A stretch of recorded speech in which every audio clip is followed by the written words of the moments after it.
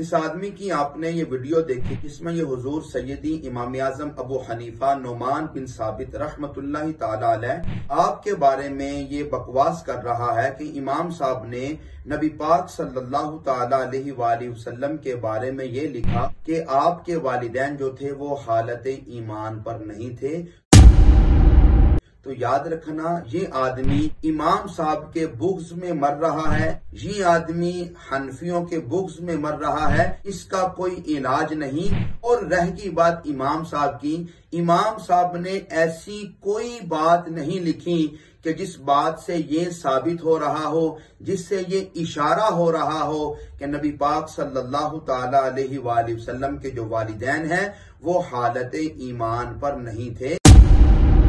इमाम साहब की तो शान बड़ी आला है। एक आम सा आदमी, आम सा हनफी, जिसको पता ही नहीं कि मैं हनफी हूं, उससे भी अगर आप पूछेंगे ना तो वो भी ये कहेगा कि यार तू कैसी बात कर रहा है। मेरे करीम आका मौला सल्लल्लाहु ताला अलैहि वसल्लम के वालिदैन की शान तो ये है कि अल्लाह ताला ने मेरे नबी के वालिदैन के सदके ही हमारे वालिदैन की बख्शिश करनी है। इसलिए ऐसे लोगों से जिनकी जिंदगी का मकसद सिर्फ क्या है, उन्होंने सहाबा के ऊपर बकवासात करनी है, उन्होंने नबी पाक सल्लल्लाहु ताला अलैहि वसल्लम की उम्मत के जो नेक लोग हैं उनके बारे में बकवासात करनी है, उसकी जिंदगी का यही मकसद है।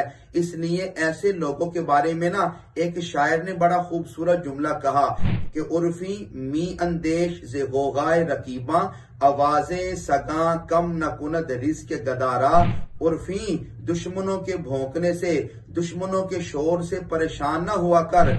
जिस तरह कुत्ते के भौंकने की वजह से आदमी का रिज्क कम नहीं ना होता, ऐसे ही दुश्मनों की आवाज से इज्जत में कमी नहीं आती। बेचारा अपना काम कर रहा है और हम लोगों ने तो वही काम करना है कि हमने अतीउल्लाह व अतीउर रसूल, अल्लाह की इताअत करनी है, अल्लाह के रसूल की इताअत करनी है।